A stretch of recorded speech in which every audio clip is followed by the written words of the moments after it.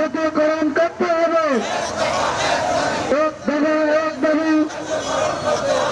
চাকরি স্থায়ীকরণের দাবিতে অনড় অবস্থানে দেশের স্বতন্ত্র ইবতেদায়ী মাদ্রাসার শিক্ষকরা ৩ দিন ধরে অবস্থান কর্মসূচি পালন করছেন তারা। পদযাত্রায় হামলার বিচার ও চাকরি জাতীয়করণের দাবিতে মঙ্গলবারও শত শত শিক্ষক স্লোগান দেন। শিক্ষকরা জানান, বৈষম্য বিরোধী আন্দোলনের ফসল অন্তর্বর্তী সরকার আসার পরও এখনও মানবেতর জীবনযাপন করছেন 10,000 মাদ্রাসার 50,000 শিক্ষক।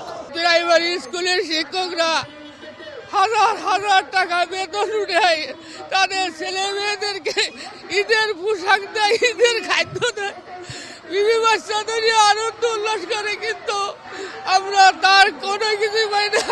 আমার পূর্বে যারা আছে তারাও এই বিনা বেতনে এখান থেকে রিটায়ার নিয়ে গেছে, কোনো বেতন পায় নাই। ইট ভাঙাও তো মানুষ ভাত খাইতে পারে, কিন্তু এই মাদ্রাসা থুয়া মরা লাশের মতো কেউ কোথাও যাইতে পারতেছে না।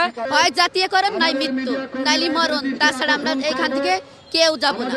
এদিকে দুপুর 1টার দিকে আলোচনার জন্য সচিবালয় থেকে ডাক পান আন্দোলনরত শিক্ষকরা। সেখানে যান শিক্ষকদের 15 সদস্যের প্রতিনিধি দল। আলোচনা সাপেক্ষে সমাধান করি, এভাবে আশ্বাস হয় আমরা যাচ্ছি, দেখি এখন আলোচনা সাপেক্ষে কি আসে।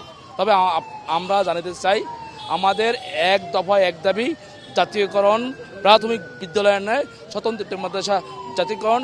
এখান থেকে আমরা এক চুল পরিমাণ বিচ্যুত হচ্ছি না। আমাদের ওই দাবি বহাল, ওই দাবি যতক্ষণ পর্যন্ত না মানা হবে ততক্ষণ পর্যন্ত আমরা এই শাহবাগ চত্বরে রাস্তায় রাজপথে অবস্থান করবো ইনশাআল্লাহ। শিক্ষকদের দাবি, প্রাথমিক বিদ্যালয়ের নীতিমালা মেনে শিক্ষা কার্যক্রম চালানো হলেও তাদের কোনো ইবতেদায়ী মাদ্রাসা জাতীয়করণ করা হয়নি। দাবি মানা না হলে রাজপথ না ছাড়ার হুঁশিয়ারি দেন তারা। আলতাফ হোসাইন, সময় সংবাদ, ঢাকা।